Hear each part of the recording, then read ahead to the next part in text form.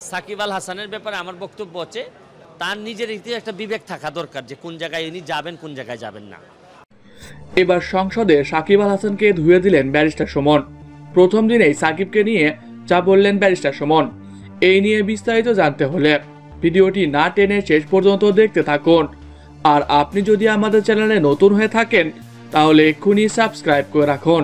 সাকিব আল হাসান ও barrister Suman এবারের নির্বাচনে দুইজনই প্রথমবারের মতো এমপি হয়েছে। তাদের জনপ্রিয়তা কোনো দিক থেকেই কম নয়।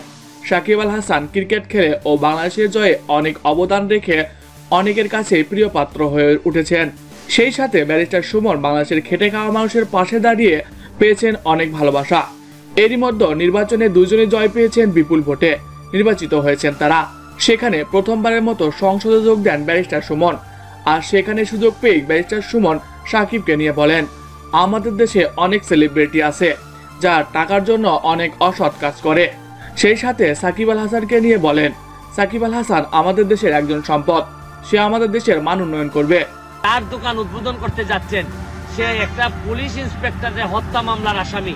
তবে তার উচিত তার সব জায়গায় না যাওয়া, টাকার লোভে বিদেশে গিয়ে শোরুম উদ্বোধন না করা। বাংলাদেশের খুনের আসামি আরাফ খান, তার কাছে গিয়ে জুয়েলারি শপ উদ্বোধন করেন সাকিব আল হাসান। এছাড়া বেটিং কোম্পানির সাথে চুক্তিবদ্ধ হন সাকিব। এইসব কাজ কোনো দেশপ্রেমিক করতে পারেন না উল্লেখ করে ব্যারিস্টার সুমন বলেন, তিনি আমাদের অনেক যুবকের আইডল, তাকে দেখে আমাদের যুবকেরা কি শিখবে? টাকার জন্য বেটিং কোম্পানির সাথে চুক্তিবদ্ধ করবে? টাকার জন্য কি আপনি একটা খুনের আসামির শোরুম উদ্বোধন করে দিবেন? না, কখনোই না। এটা সাকিব আল হাসানের মতো ব্যক্তিদের দিয়ে করানো যাবে না, কারণ তিনি হাজারো যুবকের আইডল।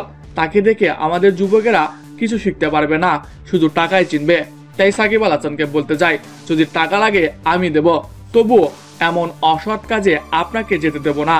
তো প্রিয় দর্শক, সাকিব আল হাসানকে নিয়ে ব্যারিস্টার সুমনের কথা আপনার কেমন লেগেছে কমেন্ট করে জানিয়ে দিন। এছাড়াও খেলাধুলার সকল আপডেট সবার আগে পেতে হলে আমাদের চ্যানেলটি সাবস্ক্রাইব করতে ভুলবেন না। ধন্যবাদ সবাইকে।